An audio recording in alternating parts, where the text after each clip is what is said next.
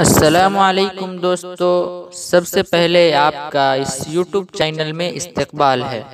اس کے بعد سبسکرائب کیجئے ہمارے اس چینل واقد نقیب آفیشیل کو، ساتھ ہی ساتھ بیل آئیکن کو بھی دبا دیں تاکہ آنے والی ہر نئی ویڈیو سب سے پہلے آپ کے پاس پہنچے۔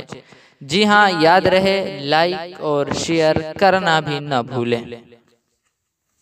تعلیم کے لیے اگر سی اے کی کیٹ اور ڈی او جی ٹاپ کے لیے اگر ہم کسی سے چندہ نہیں مانتے تو کیا خدا کی کتاب کی تعلیم کے لیے آج کسی کے ساتھ میں ہم بھک منگی کریں گے؟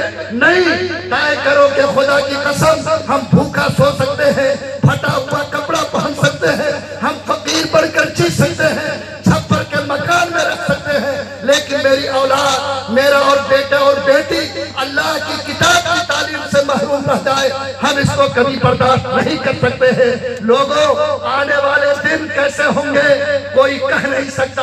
یہ آنکھیں ان دنوں کو دیکھ رہی ہیں، انہوں نے آپ کو نقش عمل دیا ہے۔ آپ اٹھو، اس چراغ کو ہر آبادی میں جلا دو، دیکھو آنے والا دن آپ کے ایمان کے لیے کتنا مضبوط قلعہ فراہم کرے گا۔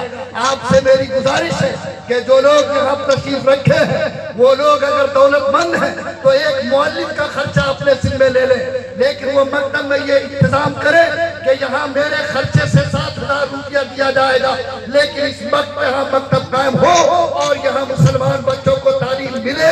اگر اس کے لیے 10 افراد تیار ہو جائے، خدا 10 مکتب کا چراغ چلا دے گا۔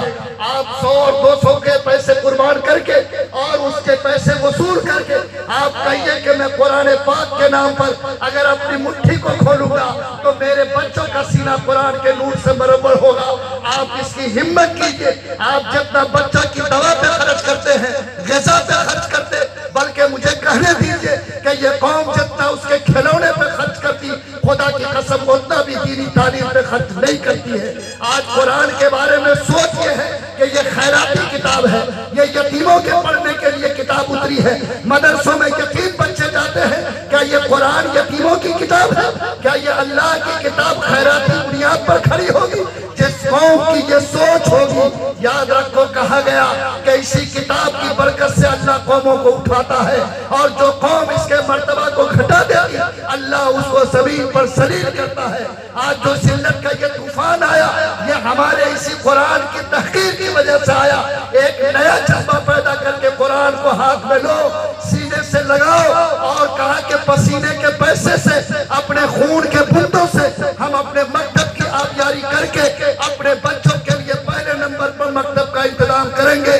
جب تک میرا بیٹا قرآن پڑھنا سیکھ نہ لے، جب تک میرا بیٹا دین کو جان نہ لے، اس وقت تک خدا کی قسم نہ مجھے چین کی نیند آ سکتی ہے اور نہ مجھے سکون کی موت آ سکتی ہے۔ یہ فیصلہ آج کے مجمع میں آپ سب کو کرنا ہوگا کہ اگر ہمت ہے، اللہ نے حوصلہ دیا، قرآن سے محبت دیا، تو ایک مرتبہ ہاتھ اٹھا کے وعدہ کرو کہ یہ تحریک آج کے بعد حضرت امیر شریعت دامت برکاتہ ان کی آواز ایک ایک آبادی تک پہنچ کر رہے گی۔